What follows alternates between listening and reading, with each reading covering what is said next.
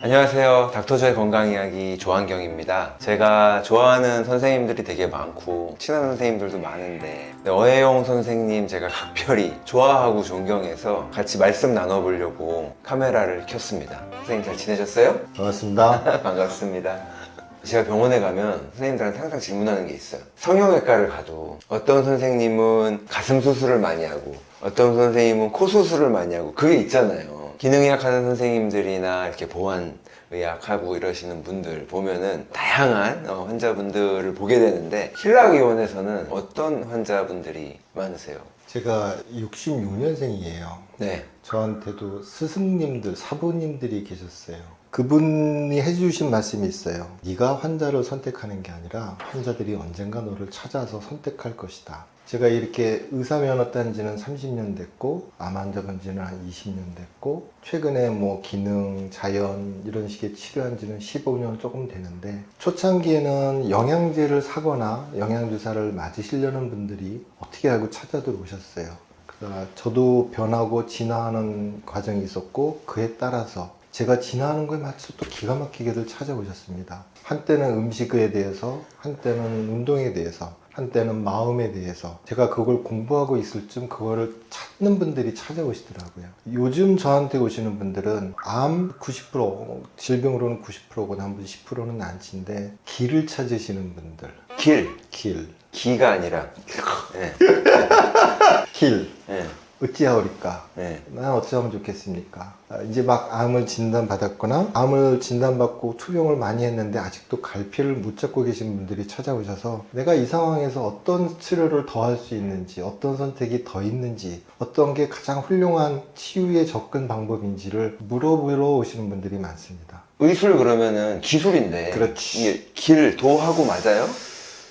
병원이 보문사 옆에 있어서 그런가? 선생님 외모하고도 찰떡궁합이긴 한데 절인 줄 알고 들어오시는 분들도 계시고 와보니 빡빡 갖고 앉아있으니까 절인 줄인가 보다 하는데 의사고 의사이기 전에 과학도이고 과학도이면서 이과생이고 네. 학자입니다. 테크니컬하게 무슨 약을 쓸지 어떤 시술을 할지 어떤 디시전을 매길지에 대해서는 많은 분들이 하실 수 있습니다. 저 아니어도 잘 하시는 분들 더 많고 근데 저는 요즘 그런 것들보다 조금 지나서 테크니컬한 것보단 과학적인 것보단 상식적인 거 철학적인 거 인문학적인 거 그게 길이자 도이죠. 물론 기도 아닌 거 그냥 사람이 살아가는 길 인 것이죠. 가장 극명하게 그런 위기 상황이 나오는 게 아플 때, 많이 아플 때, 난치, 절망, 길이 안 보일 때 그런 걸 찾아다니시는 분들이 의외로 많습니다. 유튜브에 없고 블로그에 없지만 기가 막히게들 찾아오십니다. 몸이 아프시고 이제 난치병에 걸리시면 산골을 찾아 들어가시는 분들도 많고 종교에 심취하게 되는 경우도 있고 의지를 해야 되니까 원장님도 그런 비슷한 거라고 보면 돼요. 선택지 중에 하나이죠. 암이라는 아주 위기 상황, 극명하게 자기 평생을 걸어서 가장 중요한 디시전을 매겨야 되는 상황이 왔을 때 어떤 사람은 빨가벗고 산에 갈 수도 있고 어떤 사람은 자기가 알고 익숙한 종교에 귀의할 수도 있고 어떤 사람은 무당을 찾아갈 수도 있죠. 저로서는 의사로서 조금 그 중간쯤에 과학과 신앙 중간쯤에 있는 것 같습니다. 사이비 종교 이런 건 아니고 잘못하면 오해하기 쉬워서 아슬아슬해요. 이거를 명확하게 명확해야 해드려야 돼요. 과학 위에 또 다른 그 태도, 암을 보는 자세, 암을 대하는 질문들에 대한 얘기들을 많이 하고 있습니다. 질문이 정확해야 답이 정확하게 나오는 거죠. 그런 디스커션, 내가 답을 갖고 주어주는 게 아니라 같이 한번 얘기하고 물론 기본적인 비타민 치료니 뭐니 하지만 같이 이끌어가는 과정 중에서 원포인트 레슨일 수도 있고 손을 잡고 끄는 것도 아닙니다. 정확하게 같이 가는 과정을 할 수 있다. 페이스메이커처럼 그런 역할인 것 같습니다. 원래 현대의학은 사실은 진단과 처방 위주잖아요. 그래서 아픈 증상이 됐든 뭐 질환이 됐든 어쨌든 그것을 없애는 데 초점이 맞춰져 있고 근데 우리 기능의학 한다고 하면서 메디슨 오브 와이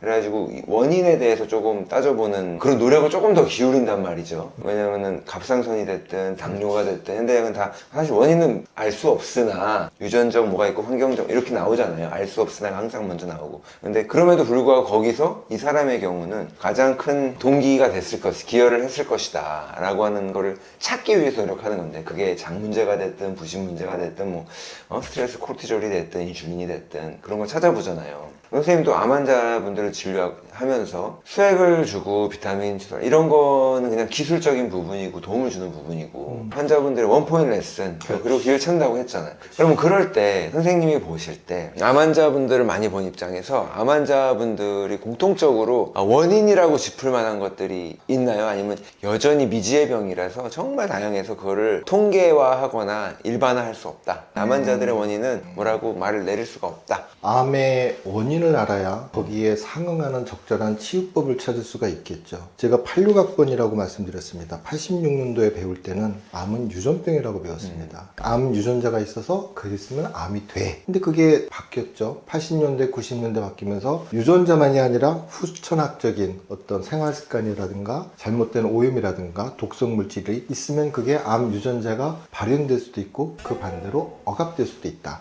후생 유전학이라는 게 있었죠. 또 거기에 대해서 한참 와 신난다 뭐 이렇게 COC 프로토콜을 했죠. 그러다가 요즘 이제 최근 저희 학교도 그랬고 기능의학의 완성이라고 제가 느끼게 생각하는 부분은 스트레스라고 표현해도 좋고 자율신경이라고 생각하고 할 수도 있고 에너지일 수도 있고 기일 수도 있고 그 무엇이 됐든 좀 모르는 미주의 서타일 미묘한 영역이 있습니다. 그게 뭐 아리까리한 뭐 이런 영역이 아니라 우리가 모르기 때문에 미묘한 영역인 것이죠. 그 영역이 스트레스일까? 우리가 알고 있는 건 거기까지입니다. 근데 아직도 우주 앞에 있는 나머지 우리가 모르는 95%의 궁창, 모르는 다크 에너지가 있는 것처럼 스트레스라고 하기에는 그걸로 단정 짓고 모든 걸 해결하기엔 또 많은 것 같습니다. 물론 일리가 있죠. 스트레스가 원인이 돼서 정신적인, 물질적인, 환경적인 독성 물질이 돌아서 이러저러해서 환경이 변해서 암 유전자가 돼. 암. 근데 그게 얼마나 될까? 통계를 잡아보면 암 발생 원인을 딱딱딱 해봤더니 그런 스트레스나 후천적인 원인으로 생기는 암이 한 20% 내입니다. 불과. 나머지 3분의 1, 2는 표현을 잘해야 됩니다. 잘 모른다 또는 랜덤 무작이다, 오류다. 아 정말 무작인 거네요? 아우 논문이 있습니다. 훌륭합니다. 그럼 그 영역이 스트레스일까? 정신일까? 그것도 아닙니다.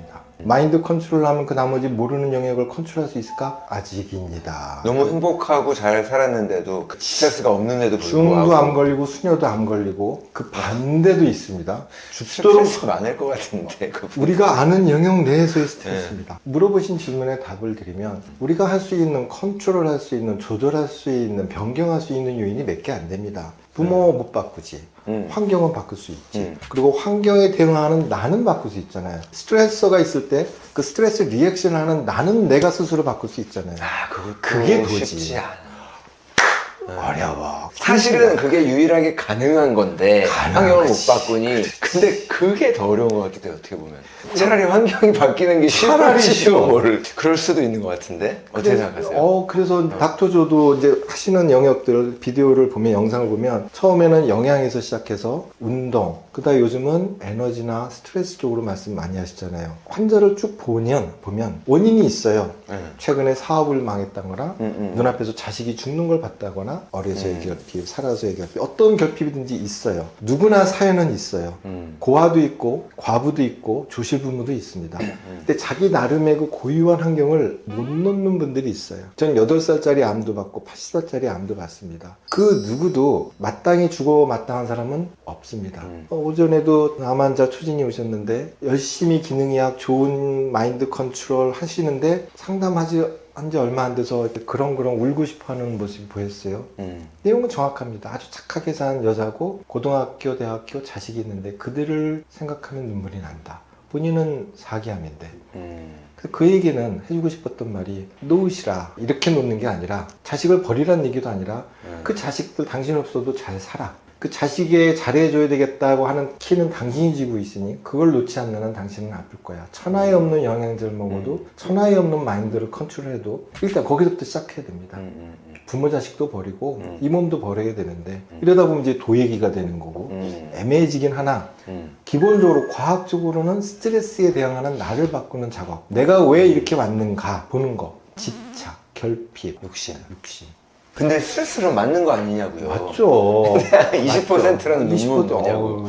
우리의 한계입니다. 아직의 2025년 현재 우리가 아는 건 범위 내에서 다만 최선을 다할 때. 선생님이랑 말씀 나누면서 스트레스라는 걸 정말 무시할 수는 없는 거네. 근데 그 물질적인 스트레스가 1인지 100인지 1000인지 모르겠으나 그거에 반응하는 내가 그걸 증폭하고 있는 거죠. 그쵸 그쵸. 1000인데 무덤덤할 수도 있는 거고 네, 맞아요. 1인데 만으로 반응할 네, 수도 있는 거고 네. 그게 전혀 다른 변수가 되는 겁니다. 그만 가난해도 행복할 수 있고 그렇지. 돈이 많아도 자살할 수 있고 그렇지. 그런 것처럼. 얘는 돌보지 않고 머리만 앞으로 간 거지. 괜찮을 거야 괜찮을 거야. 얘가 아프다고 피곤하다고 말을 해도 이게 보컬로 얘기하는 게 아니라 몸으로 얘기했음에도 불구하고 얘는 무시했겠지. 괜찮아 좀 더 가자 조금만 더 가면 돼. 어느 순간 얘가 아프기 시작해요. 탈이 나기도 하고 쓰러지기도 하고 그거는 첫 번째 사인이에요. 그래도 얘가 얘를 돌보지 않고 무시하면 진짜 큰 공격을 하죠. 그게 암, 만성, 난치병, 피부병, 우울증, 자살.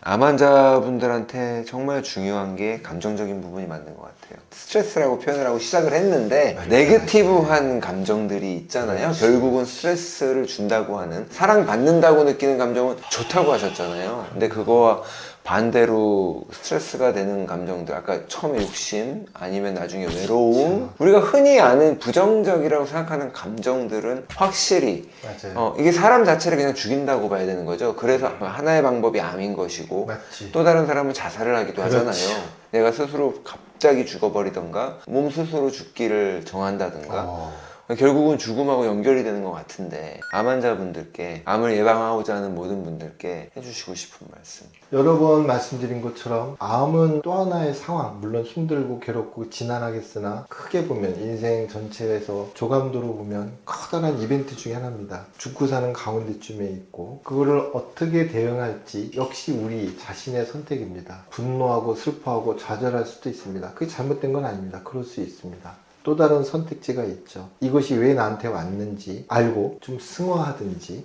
행복할 수 있는 방법을 찾는 것도 또 다른 선택 중에 하나입니다. 용서하란 말을 옛날에 들었을 때 자기한테 정말 죽을 만큼 힘든 일을 했었던 사람을 용서하란, 살인자를 용서하란 말을 들었을 때 전 납득이 안 됐습니다. 어떻게 그럴 수 있지? 응징해야지, 처벌해야지, 단정해야지. 근데 용서해야 그 다음 것이 풀리는 게 확실합니다. 그건 정말 이빨린 소리지만 자신을 위해서 용서해야 됩니다. 용서했을 때 흘러넘치는 것들이 있습니다. 받아들여짐. 그렇지 않아도 되지만 그러면 또 다른 상황이 열립니다. 그렇게도 용서 안 하고 집착하고 움켜쥐고 미워하고 증오하고 하면 거기에 또 다른 길로 가는 거죠. 계속 그 길로 갈 수밖에 없습니다. 용서하면 풀리고 근육이 풀리듯이 마음이 풀리고 에너지가 돌고 상황이 바뀝니다. 전 종교가 없는데도 자꾸 이렇게 가네요. 어쩔 수가 없네요. 제가 본 분 중에 누구보다 그 종교의 가능성이 큰 분이에요. 교주? 아까 말씀하신 사랑이랑 용서가 맞네요. 어떻게든지 하나를 잡으셔야 됩니다. 아주 독특한 암이라는 만성질환, 해결되지 않는 난치의 성향이니 일상적인 방법으로는 뚫리지가 않습니다. 만약에 사랑받지 못했다고 하신다면 한번 봉사를, 기부를 아낌없이 무상보시 대상을 보지 않고 그러면 뭔가 가슴에서 치밀어 오릅니다. 예, 봉사는 중독성이 있어요. 선생님 환자분들 오면은 자기를 돌보게 하고 명상을 하게 하고 와닿지 않는 분들이 있잖아. 예를 들어서 그거 말고 다른 것들은 어떤 치료가 이루어지는지. 높낮이가 아니라 자기 상황이 있고 네. 납득할 만한 내지는 원하는 수준들이 있어요. 가야 되는 곳이 여기라면 이렇게 갈 수도 있고 이렇게 갈 수도 있고 가다 말 수도 있는 거예요. 굳이 갈 필요 없습니다. 그래서 저희 병원에 올 때 늘 자기소개서를 써오라. 이력서처럼 최소한 건강을 위해서 하고 있는 노력, 간단히 살아온 이력을 적으면 그 안에서 그 사람이 어느 상황인지, 왜 그런 선택을 했는지, 영양제를 보면 어느 정도 수준인지도 알아요. 어느 정도 공부를 했는지. 그럼 거기에 맞춰서 그 다음 스텝, 거기서 하나 더 나간 걸 제시해 드리죠. 근데 원래 이제 자기소개서는 보통 취직할 때 쓰잖아요. 그렇죠. 자기소개서만 쓰고 이제 취직 면접에서 떨어지는 경우도 있잖아요. 많죠. 환자분들도 탈락하는 경우가 있습니까? 한 50% 됩니다. 아. 근데 이게 그건 진입장벽이라는 진료 거예요. 거부 아니에요? 써오라 그러면 안 옵니다. 아, 그분들 예약했다가 그러시는구나. 노쇼 합니다. 그런 장치는 두 가지 측면이 있는 거예요. 먼저 쓸 정도의 정성이 있는 사람들은 와요. 책을 써오신 분도 있어요. 부모님의 이름부터 살아온 이력부터 가족관계, 방계까지 싹 다 오신 분. 올드보이 편지 쓰듯이. 그 정도면 저도 자세히 다 발표하고 그 다음 것들을 세세하게 얘기합니다. 이런 거 써보시니까 어때요? 그랬더니 처음 써본다. 이력서 써봤지만 자기 자신에 대한 리마인드, 반추. 아, 내가 이랬구나. 어떤 분은 얘기해요. 내가 아플만 하구나. 아프다는 게 납득이 된다. 써놓고 보니까, 라이트다운 하고 보니까, 이렇게 하고도 내가 안 아팠다고 오히려 고마웠던 거지.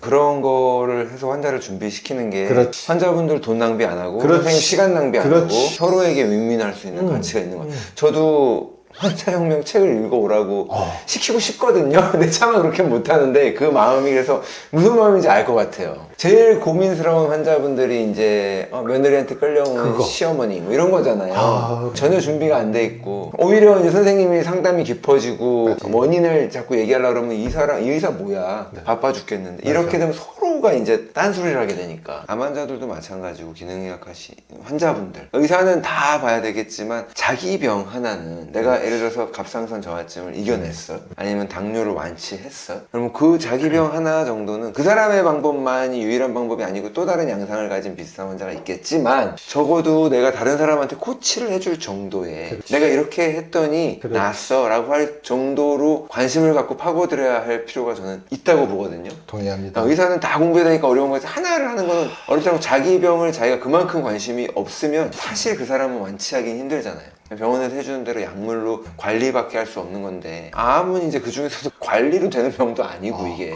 표준 치료 따라가면서 치료하는 것도 훌륭합니다. 그것도 쉽지 않아요. 근데 본인이 생각하기에 난 좀 다른 선택, 다른 형태로 대하고 싶어. 기능의학, 자연의학 등등을 찾을 수 있고 누가 답을 줄 리는 만무하죠. 직면하기는 할 수 있어요. 당신이 이런 상황이에요. 보이십니까? 영양제가 궁금하면 영양제에 대해서 얘기를 할 수 있는 거고 그 선택이 좀 더 진화하고 효율적이고 당신한테 원하는 게 뭔지 보여줄 수 있는 기회를 가지시면 이 순간들의 의미가 있잖아요. 그 선생님 환자분들이 오시면 일단은 자기소개서를 쓰고 통과했어요 면접을 환자가 됐어요 선생님이랑 앉아서 이제 무슨 이야기가 시작되는 거예요?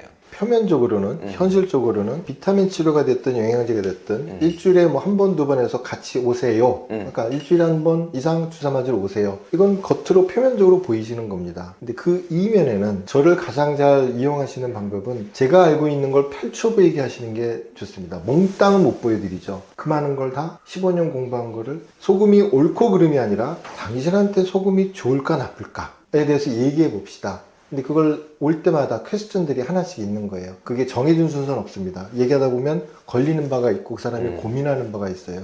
불면이 있을 수도 있고 소화가 안 될 수도 있고 어디가 아플 수도 있고 피로가 있을 수도 있고 그거에 대해서 얘기하다 보면 문제가 보여요. 그러면 이런 게 있는데요. 커피가 한 잔이 있는데요. 잠자는 방법 이런 게 있는데요. 똥 싸는 방법 이런 게 있는데요. 심지어 죽음에 대해서 걱정하시는 분들에 대해서는 죽음도 얘기해요. 너무 거기에 몰입할 필요는 없지만 스스럼 없이 그땐 그 순간에 이런 게 있습니다. 선택지를 차라라락 시간을 두고 하나씩 암의 닉네임 중에 5년제 대학이라는 얘기가 있죠.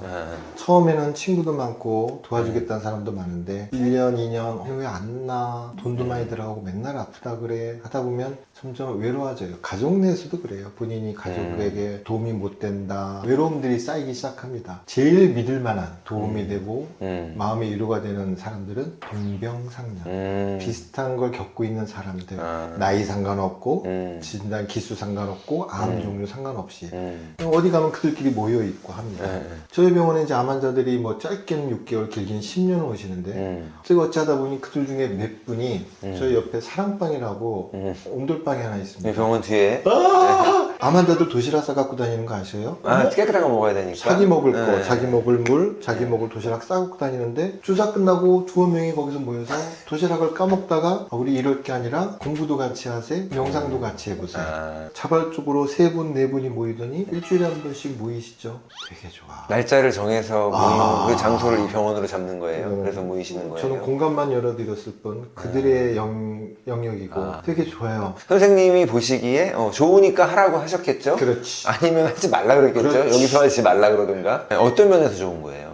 정서적인 서포트, 외롭지 않다. 나랑 비슷한 길을 가는 사람들이 있다. 그리고 정보도 같이 그게 암 환자한테 그렇게 중요해요? 암 환자가 무엇을 해야 됩니까? 하나를 꽂는다면 저는 정서적인 안정. 사랑받는다는 느낌 많이 받으면 암 환자들 외롭지 좋아요? 않다. 그럼요. 80대 노인인데도 사랑받으면 좋아요. 그래서 아픈 사람은 약자예요. 어찌됐건 약자예요. 힘드셨습니까? 이 한마디 하시는 분도 있고 하여튼 모여서 자기들끼리 자기들이 싸운 도시락 까먹으며 어떤 치료에 대해서 어느 병원에 대해서 어느 온열기기에 대해서 어느 영양제에 대해서 서로 얘기하면 깔깔하하호호 별거 아닌데도 그리고 그 안에선 뭐 내가 막 죽을 것 같이 혼자서 외롭고 자기만 아픈 것 같지 모여 앉아있으면 1, 2기는 어디 구석에 앉아서 짜져 있습니다. 다 사기야. 사기원 애들이 하하호하면 위안도 받고 서로에게 서포트 그룹이자 그룹이 되는 거죠. 훌륭합니다. 근데 암학회 요즘 되게 활발하게 활동하시는 거 하나 있죠. 15년 전에 제가 암 환자를 치료하기 위해서 비타민을 공부할 때쯤 만들었던 학회이고 제가 만들고 어찌어찌 하다 보니 최근에 학회가